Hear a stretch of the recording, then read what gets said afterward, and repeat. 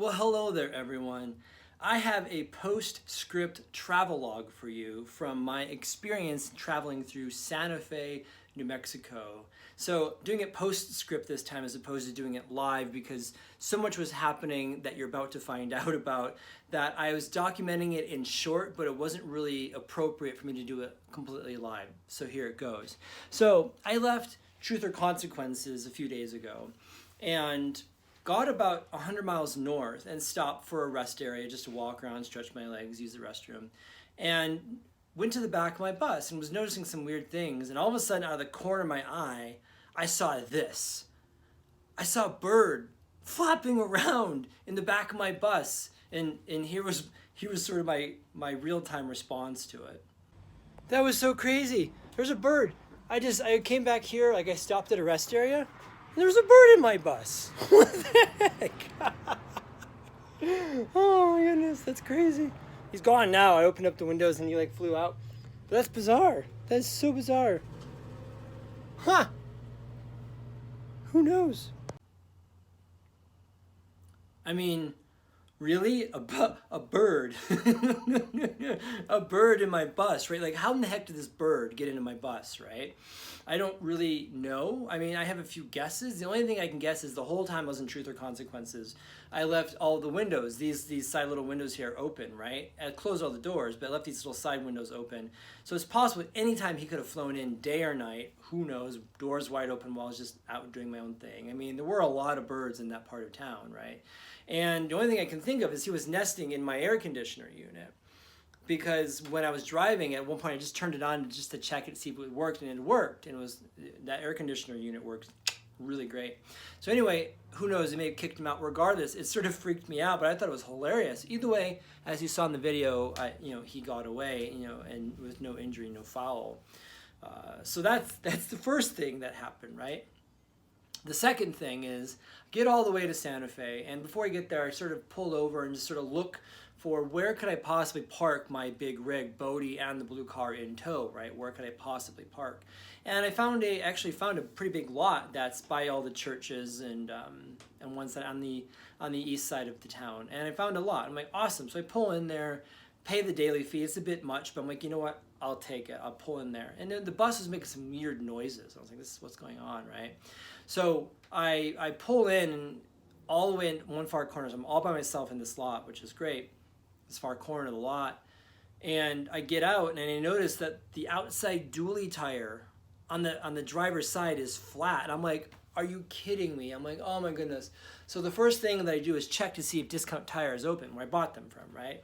No, it's currently Sunday at like 4 p.m. and they are not open until 8 a.m. on Monday. I'm like, all right, well, I guess the good Lord wants me to stay here another night. I don't really get it. And what's funny was I kept getting this message and this feeling like I'd love to spend at least another day in Santa Fe and check it out. And my ego was like, no, we're going to push through and we're going to get all the way to Alamosa, this night. And not going anywhere, kids. So I went back to the booth, the lady I just checked in with, and I explained the situation. I said, can I just stay here overnight? She goes, yeah, there's an overnight fee. I'm like, yeah, of course there is. And so paid that. But the great thing about it was, here's a picture of me in the bus, or the bus posted up. As you can see, it's like, it's this nice large lot, nothing around me. And in fact, when I went to go to sleep that night, I just sort of pulled it in tight against the building so that you couldn't see it from any of the streets. And like I said, I'm surrounded by churches and buildings and schools, and so I wasn't really concerned, right?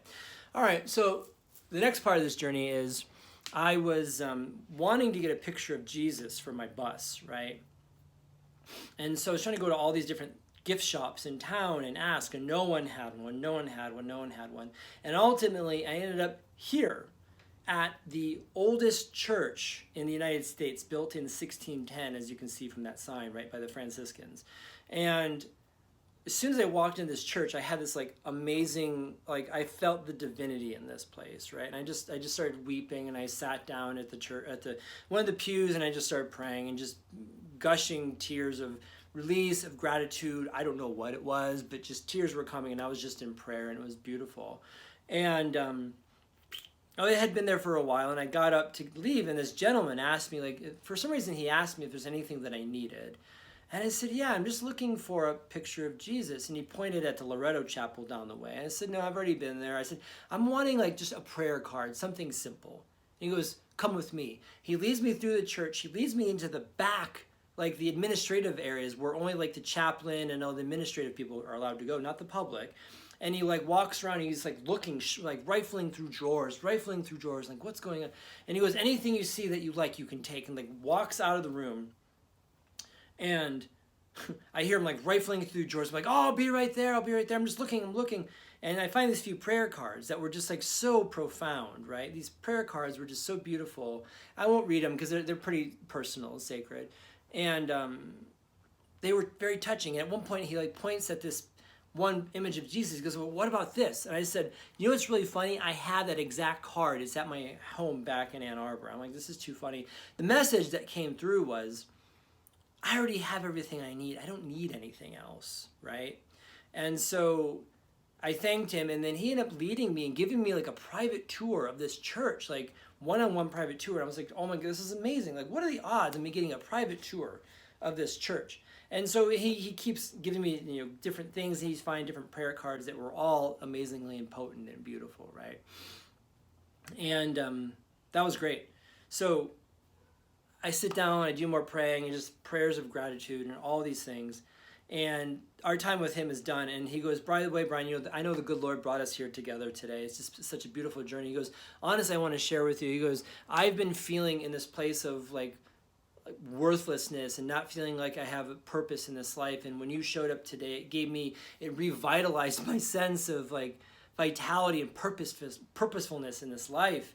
And I could see him like crying. And why I'm sharing that particular part with you is because you never know what your purpose in this life is. And that particular day, as this man was giving me a tour around the church, I heard this message like, let him speak, let him teach. He's serving you right now. I said, okay, it wasn't anything for me, but that man was getting elation and purpose out of serving me, all these things. And sometimes our purpose in life is just to let others serve us, right? We're always in this place of like, I need to serve other people. Well, sometimes we need to be the ones that receive, right? So if you ever see someone, if you're ever in an experience and you see someone serving you and just like graciously giving, I'm going to encourage you just to allow that, because you're probably giving that person purpose to serve you. So it's reciprocal, right? We have to give to receive, right? So beautiful story. So it's still not over. The story is still not over. So right next door, there's a pizzeria.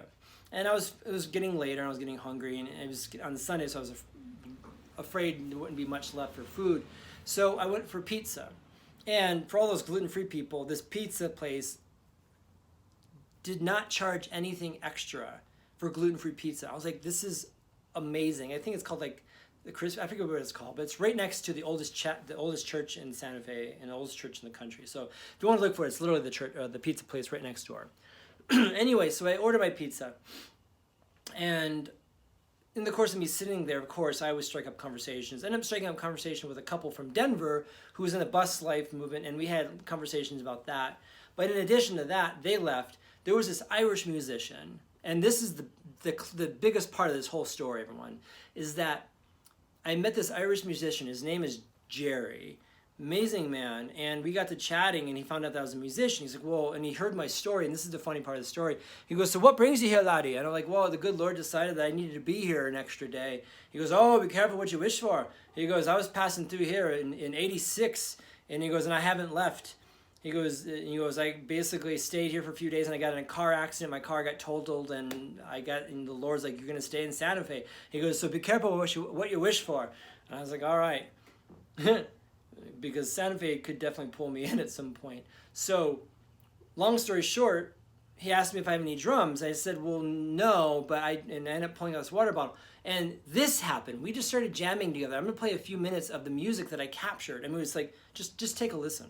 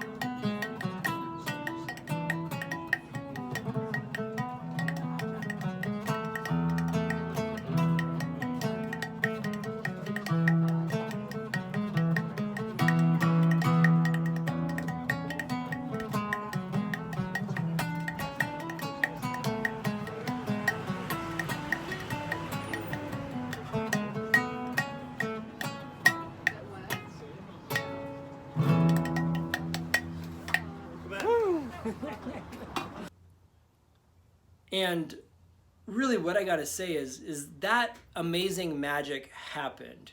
That amazing magic would not have happened had I not gotten the flat tire and it had not been Sunday, because my ego was like, no, we got to push through, drive another 300 miles and got to get north to do this, this, and this, and blah, right?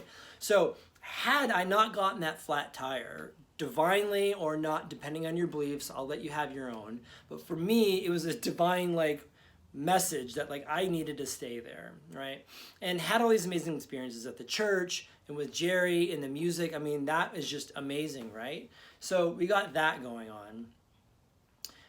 And then the next day when I finally get to Discount Tire, it's a big sort of like, really? It was a valve stem. It wasn't like I ran over anything. The guy said, well, the valve stem wasn't properly, installed. I'm like, well, that's curious, because this tire has been on this bus for a few weeks now, right? No problem whatsoever. But as soon as I get to Santa Fe, somehow it goes flat. I'll let you figure that one out, boys and girls, right? Like, what are the friggin' odds on that? So anyway, there it is. Like, there's the crazy story. All that happened to me in a matter of like less than 12 hours, right? Getting a flat tire, doing the church thing, meeting Jerry the musician, and then, wrapping up, the man at the church recommended me go to this, it's called the Martyr of the Cross or something like that. Apparently has the best sunset view in all of Santa Fe. And I'll end it with the picture of this. This is the amazing sunset that I got to witness closing out my time in Santa Fe. Santa Fe is an amazing place. I can't wait to go back and return. I know I'll be going back in time. So thank you all for listening. I've been enjoying sharing this story with you. More travel logs to come as I travel on my journey. So it's not just bus builds. So if you haven't seen any of my bus build videos, please check them out in my YouTube channel. I got plenty of bus build videos, and also have some sort of spiritual musing videos that I have to check out as well. So I'll link those here at the end of the video. You'll see links to the different videos you can check out. So, and if you haven't already, like, subscribe, and follow my channel. And also, I am on Instagram at the same handle, Traveling Bodhi. So check me out there as well. So thank you all for listening. Have a wonderful day, and stay tuned to the next video. I can't wait to see you in the next one. Have a great day.